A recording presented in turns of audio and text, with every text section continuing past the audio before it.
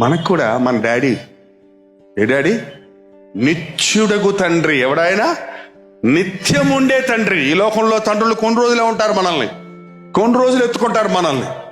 యేసు ప్రభు ఏం చెప్పాడు? ముదిమి వయసు వచ్చు వరకు ఎత్తుకుని వాడను, ముసలోడు అయిన తర్వాత కూడా ఎత్తుకుంటాడంట. 7 ఏళ్ళు 8 ఏళ్ళు వచ్చేటప్పటికి పిల్లలు ఎవరన్నా ఎత్తుకోమన్నారు అనుకో, ఎద్దులాగా ఉన్నాడే అంటుంటారు. పూర్వకాలం పాపం తల్లిదండ్రులు మెడ మీద ఎక్కించుకునేవాడు, నెత్తి మీద ఎక్కించుకునేవాడు, జుట్టు పట్టుకుని డొమాలు నడుతుండేవాడు. అసలు ఈ రోజున పిల్లల్ని ఎత్తుకోరేంటండి బాబు? అమెరికా వాళ్ళలాగా బండిలో పడేసుకొని తోసుకుంటా పోతుంటారు అంతే. లేకపోతే వెనకాల బ్యాగ్ కట్టుకొని ఏందో సామాన్ల బ్యాగ్ లాగా ఆ బ్యాగ్లో పడేసుకుంటారు ఏంటండి. వాడిని చక్కగా భుజాన్ని వేసుకొని చక్కగా కౌగులించుకొని నీ ప్రేమను పంచి వాడి ఆదరణ పొంది అనుభవించడానికి బదులు పిల్లల్ని బండ్లు పోసుకొని తోసుకుంటా పోతే అలా తోసుకుంటూ పోయిన వాళ్ళు 18 ఏళ్ళు రాగానే నడుచుకుంటూ వెళ్ళిపోతాడు. అలాగా వాడికి తల్లిదండ్రులకి ఎటువంటి అభిమానం లేదు, ఎటువంటి ప్రేమ లేదు, ఎటువంటి స్పందన లేదు. అందుకే అమెరికా లాంటి దేశాల్లో 15 టీనేజ్ వచ్చిందంటే తల్లిదండ్రులకు బిడ్డలకు సంబంధమే లేదు, ఎవరు తల్లిదండ్రులతో ఉండటం లేదు.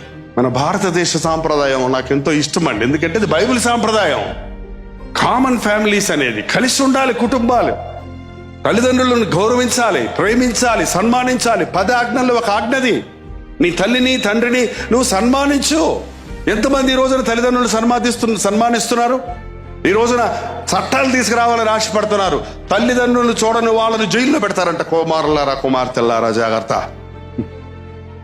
ఏమంత కర్మ ఏంటండి? నీ కన్న తండ్రి, నీ కన్న తల్లి నిన్ను పెంచి పెద్ద చేసి చేయలేదా? అరే కష్టపడి పెంచాను రా అంటే నువ్వు పెంచేవేటి? నేను గాలికి పెరిగాను అన్నాడంట ఒకడు. ఇది గాలికి పెడతాను చెట్టు ఇదేమన్నా? చెట్టు కూడా నీళ్లు పోస్తే కానీ పెరగదు కదా. అదేంటండి గాలికి పెరగటం? ఎన్నిసార్లు నీ ముక్కు తుడిచి నీకు శుభ్రం చేసి నేను భుజాన్ని వేసుకొని హాస్పిటల్కి పరిగెత్తి మందులు ఇప్పించి రాత్రి పగళ్ళు నీకు కడుపు నొప్పి అంటే తల్లి ఆడవకుండా కూర్చొని తండ్రి పరుగులెత్తి కష్టపడి ఎల్కేజీలో చేర్చి యూకేజీలో చేర్చి అది ఏడుస్తుంటే నీకు బిస్కెట్లు కొనిపెట్టి నీకు చాక్లెట్లు కొనిపెట్టి ఇక చెప్పుకుంటూ పోవాలి. అని నేను నీకు బూట్లు కొని, నీకు టైలు కొని, నీకు చొక్కాలాదులు కొని కష్టపడి పెంచితే, చక్కగా పెళ్లి చేస్తే తల్లిని తండ్రిని సన్మానించకుండా ముసలివాళ్ళు అయిపోతే వాళ్ళని మూలపడేసేసి మంచం మూలపడేసేసి ఆ గంజి తాగో ఈ దరిద్రం చావదే అని అంటే ఆ తల్లి గుండె ఎంత పుండవుతుందండి. ఈ రోజున ఎంతమంది తల్లిదండ్రులను బాధ పెట్టేవారు ఉన్నారు.